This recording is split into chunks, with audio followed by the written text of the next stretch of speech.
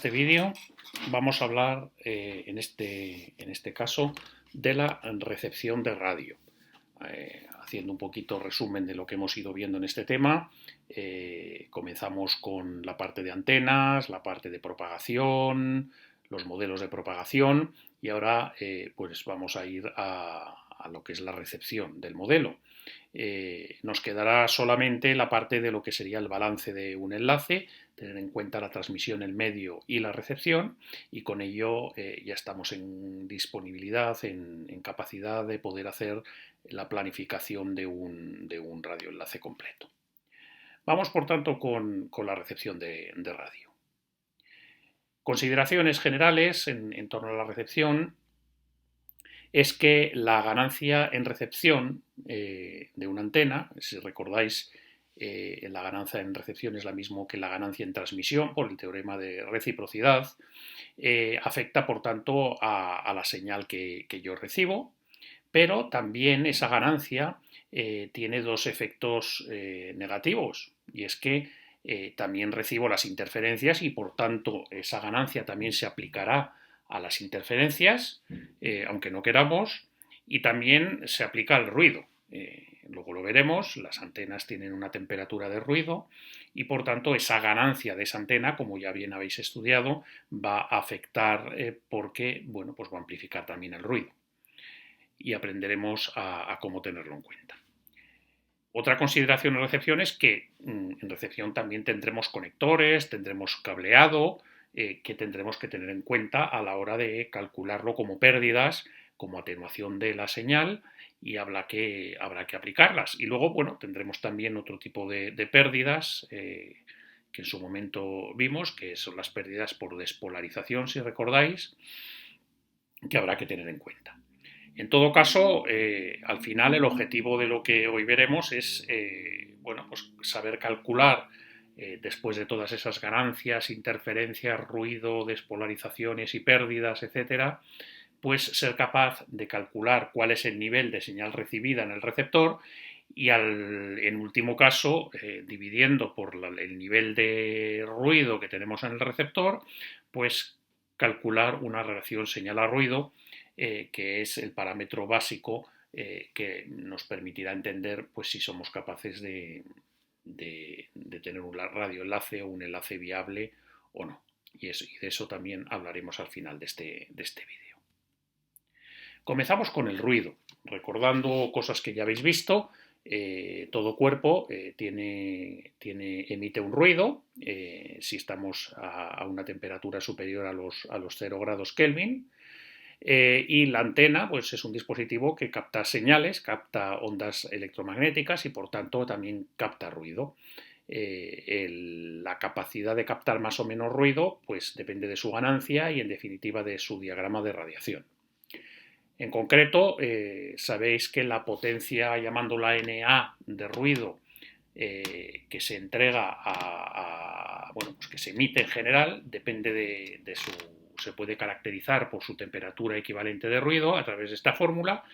La potencia NA de ruido pues sería la constante de Kelvin, la constante de Boltzmann, por el ancho de banda equivalente de ruido en hercios y por la temperatura equivalente de ruido de la antena. O en este caso, aplicando esta fórmula a la antena, pues TA es la temperatura equivalente de ruido de la antena. Entonces, esta fórmula, pues si nos da la temperatura equivalente de ruido de la antena, podemos calcular la potencia de ruido que tendremos a la salida de la antena. Y si nos dan la potencia de ruido que entrega la antena, pues podemos calcular su temperatura equivalente de ruido. La temperatura equivalente de ruido depende de algo de la orientación que tiene la antena, pero sobre todo depende de la banda de frecuencias de trabajo de la antena. A mayor banda de trabajo de la antena, pues mayor ancho de banda de trabajo de la antena, mayor temperatura equivalente de ruido. Hay ocasiones en las que en vez de la temperatura equivalente de ruido, pues nos dan la figura de ruido de la antena Y en ese caso, bueno, pues es muy sencillo, lo conocéis cómo pasar de una y otra. Aquí pongo la fórmula, por ejemplo, para calcular la potencia de ruido en dBms. Si nos dan la figura de ruido en dBs de la antena, el ancho de banda equivalente de ruido de la antena en hercios, pues podéis utilizar esta fórmula de aquí. Vamos a hablar un poquito de la temperatura de las antenas y concretamente nos vamos a centrar en microondas, que es donde pues, la mayoría de los enlaces punto a punto o con repetición se produce. Y como veis aquí en la página en la gráfica esta de la izquierda, pues tenemos una gráfica de la temperatura de la antena, la temperatura de ruido de la antena en grados Kelvin, en función de la frecuencia a la que está operando la antena en gigahercios. Y vemos un primer valor, que es horizontal, es el que tiene aquí ruido de fondo, y sería el valor mínimo de ruido que yo voy a tener sí o sí.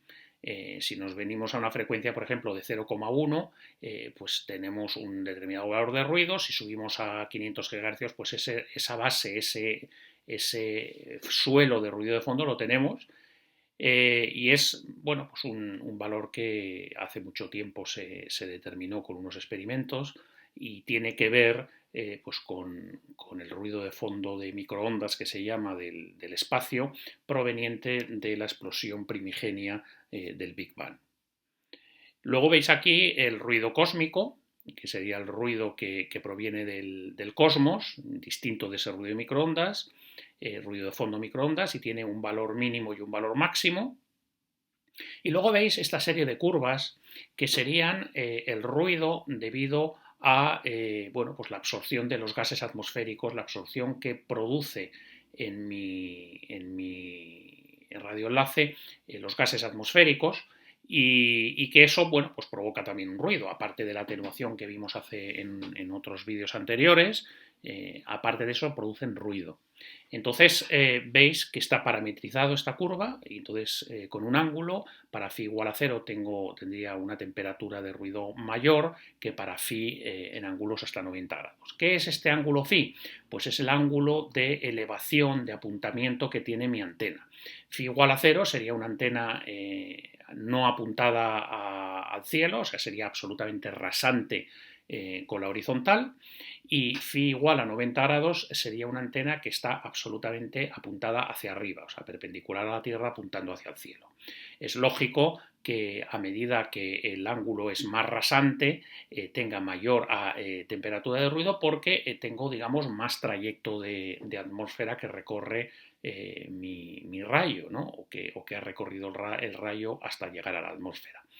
Y bueno, pues estas gráficas pues son muy sencillas de utilizar, pues ponemos la frecuencia en horizontal y en vertical pues leemos la temperatura de ruido de la antena, perdón, la temperatura sí de ruido, la temperatura equivalente de ruido de la antena.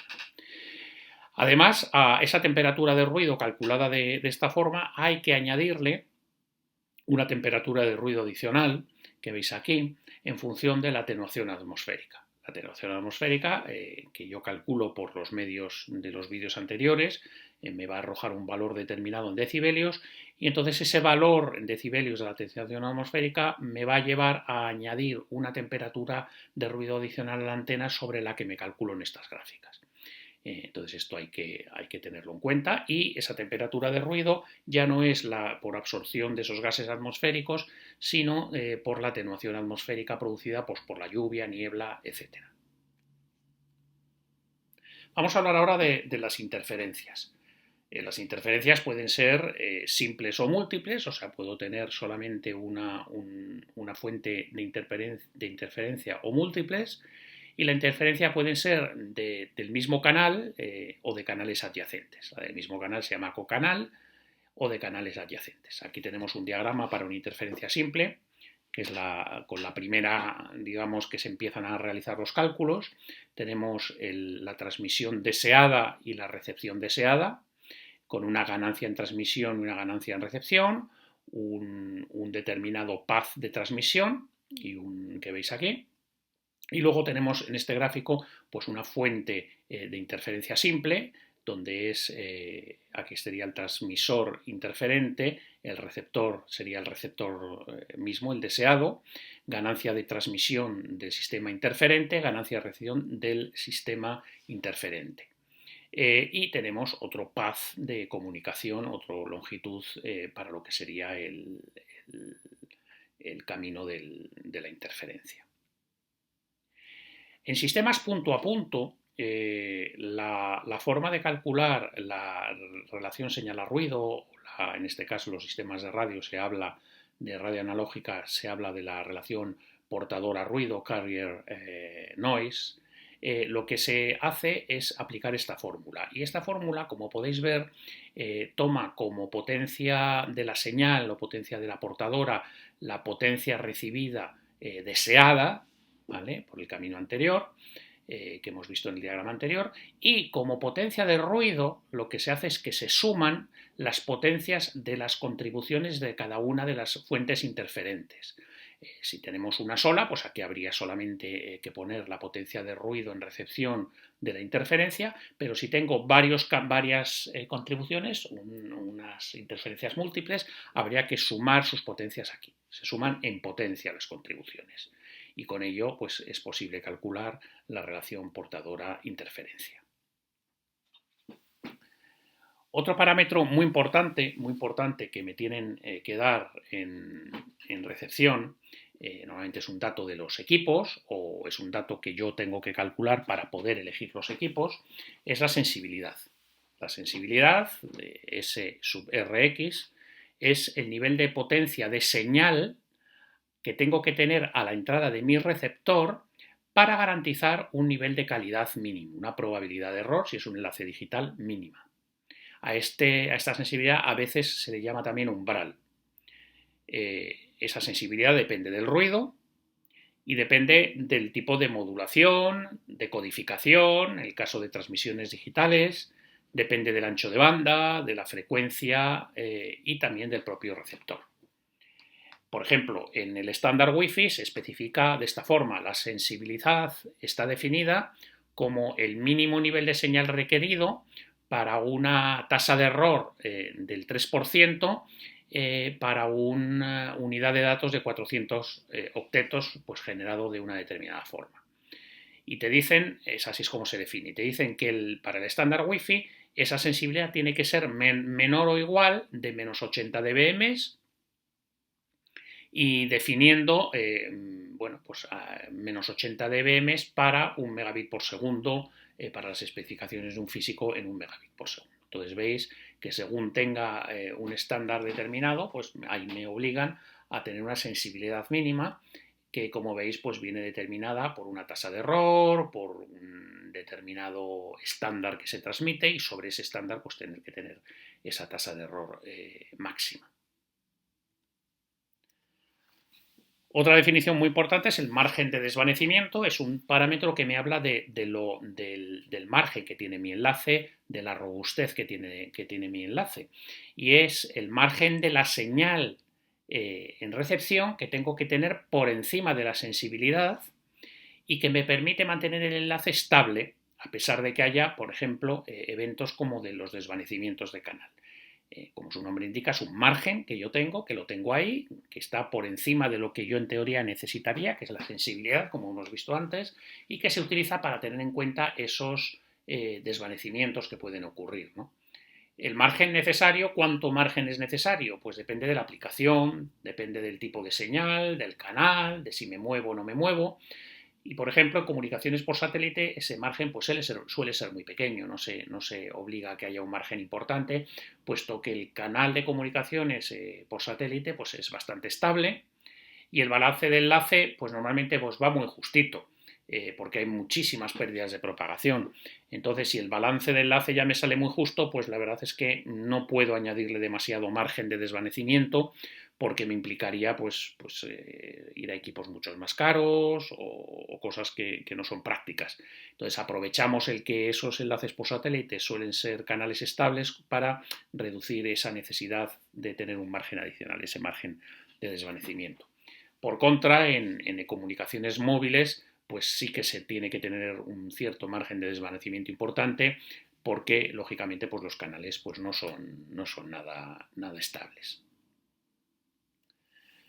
Aquí os pongo un diagrama importante para que lo entendáis, que sería pues un poco tener en cuenta el ruido que yo tengo en recepción, la sensibilidad, el margen, todo esto cómo afecta a la calidad, ¿no? Entonces, todo esto que digo aquí lo pinto en este diagrama de aquí abajo. Aquí tenéis la potencia recibida y en función de dónde está esa potencia comparada con el ruido que yo tengo en recepción, comparada con la sensibilidad y comparado con el margen. Entonces, si esa potencia que yo recibo está por debajo del ruido que yo tengo en recepción, pues está claro que no voy a detectar nada. Voy a tener ruido y no voy a detectar nada de señal. Si yo esa potencia de recepción es superior al ruido en recepción, pero está por debajo de la sensibilidad del receptor, pues voy a detectar la señal porque va a estar por encima del ruido, pero voy a cometer muchos más errores de los que me tengo especificado en pues en mis requerimientos, y la comunicación no es efectiva. Detecto el ruido, detecto una señal, pero con muchos errores, y eso es porque estoy por debajo de la sensibilidad, que si recordáis, precisamente la definición de sensibilidad es la potencia que yo tengo que recibir para tener una probabilidad de error, una tasa de calidad, digamos, mínima. Y por eso, si ya mi potencia de recepción está por encima de la sensibilidad, ya voy a tener una comunicación efectiva, voy a tener una comunicación que tiene una probabilidad de error como a mí me han establecido. Pero ¿qué ocurre? Que como todavía no tengo todo el margen que yo necesitaría, pues voy a tener desvanecimientos, y entonces va a ser una comunicación efectiva pero inestable. Si finalmente lo que yo tengo es una potencia de recepción que está por encima de lo que sería la sensibilidad más el margen, pues ya no solamente la comunicación va a ser efectiva, va a tener una probabilidad de error aceptable, sino que además va a ser estable, porque tengo ese margen contra los posibles desvanecimientos. Y es lógicamente donde yo me tengo que encontrar. Mis enlaces tienen que garantizar siempre que mi potencia de recepción tengan como mínimo pues un valor superior a la sensibilidad más el margen. Es muy importante que entendáis que esa comunicación, aunque sea efectiva y estable, no es que vaya a estar libre de errores. Yo siempre voy a tener una probabilidad de error, una BER, una bit error rate en el caso de comunicaciones digitales, pero va a estar por debajo del umbral que a mí me han especificado, y podré tolerarla, bien porque sea capaz de corregir los errores en capas superiores del enlace, o porque el propio sistema de comunicación pues me permite pues el reenvío pues de las tramas o de los bits erróneos. Finalmente, hablemos de lo que es la adaptación. Hoy en día en el radioenlaces digitales se utilizan unos sistemas que utilizan modulaciones y codificaciones adaptativas. O sea, lo que me permite es que haya diversos esquemas de modulación y codificación, y que cada esquema pues tiene una sensibilidad distinta. Cuanto más complejo sea el sistema de modulación y codificación, podré enviar más bits o más información por cada bit que yo envíe o byte que yo envíe, pero por contra tendré una sensibilidad peor. Son dos factores que juegan uno en contra de otro. Cuanto la modulación más compleja es, para intentar meter más información en el mismo número de bits, lo que se llamaría la eficiencia de la codificación, pues es por contra más susceptible de tener errores, o implica que tengo una menos sensibilidad en el receptor. Entonces, la adaptación consiste precisamente en eso, consiste que el transmisor y el receptor evalúan cómo es el canal, si el canal está teniendo más ruido o menos ruido, y en función de eso cambian la modulación, y si ven que puedo tolerar modulaciones más complejas para transmitir más cantidad de información, pues me muevo a modulaciones más complejas. Si por contra, bueno, pues la sensibilidad es peor, pero bueno, es porque hemos visto que podemos vivir con una sensibilidad peor, más pequeña, en el caso de que ese canal pues hayamos visto que efectivamente pues tiene una calidad mayor de la que pensábamos. Y por contra, pues empieza por ejemplo a llover o empiezan a haber unos desvanecimientos, el transmisor y el receptor identifican que ahí hay problemas y entonces inmediatamente bajan esa complejidad de la modulación a modulaciones cada vez más simples, pero que por contra dotan de mayor sensibilidad al receptor para lograr que la probabilidad de error pues reduzca. Entonces, en ese caso hago, digamos, un compromiso entre lo que sería la eficiencia de codificación, el ser capaz de transmitir más bits por hercio, digamos, de ancho de banda, pero en cambio me aseguro de que la probabilidad de error es baja. Aquí esta tabla, por ejemplo, son un ejemplo de las distintas modulaciones y codificaciones que yo puedo tener, desde una muy simple que sería una modulación de amplitud BPSK hasta una codificación muy complicada, una modulación complicada pues de 64 niveles de QAM y veis cómo en ese rango pues puedo variar pues casi no 18 dBm de sensibilidad que puedo ganar o perder según vaya a esas modulaciones. Entonces, los casos de WiMAX, pues lo que se hace es se negocia entre transmisor y receptor la modulación para tener la sensibilidad que en cada caso yo necesito y poder aprovechar la capacidad de la modulación para transmitir toda la información que yo pueda en cada momento. En vuestros hogares el Wi-Fi funciona de la misma forma. El Wi-Fi, pues si tú estás cerca del punto de acceso, el sistema detecta que tú puedes vivir con mucha menos sensibilidad y entonces aumenta a una modulación más compleja y puedes transmitir más bits y ves que tienes, digamos, una mejor cobertura. En ese caso, si te alejas y te vas a una habitación separada, la sensibilidad disminuye, el canal necesita mayor sensibilidad porque la propagación pues es peor y entonces se tiene que mover a sistemas de modulación más básicos que son capaces de compactar menos información por hercio y por tanto pues notas que ahí tienes cobertura pero no tienes la velocidad de transmisión que tenías antes cuando estabas al lado de tu router. Bueno, con esto damos por terminado el apartado este que acabamos de ver, de recepción, y os espero en el siguiente vídeo. Un saludo.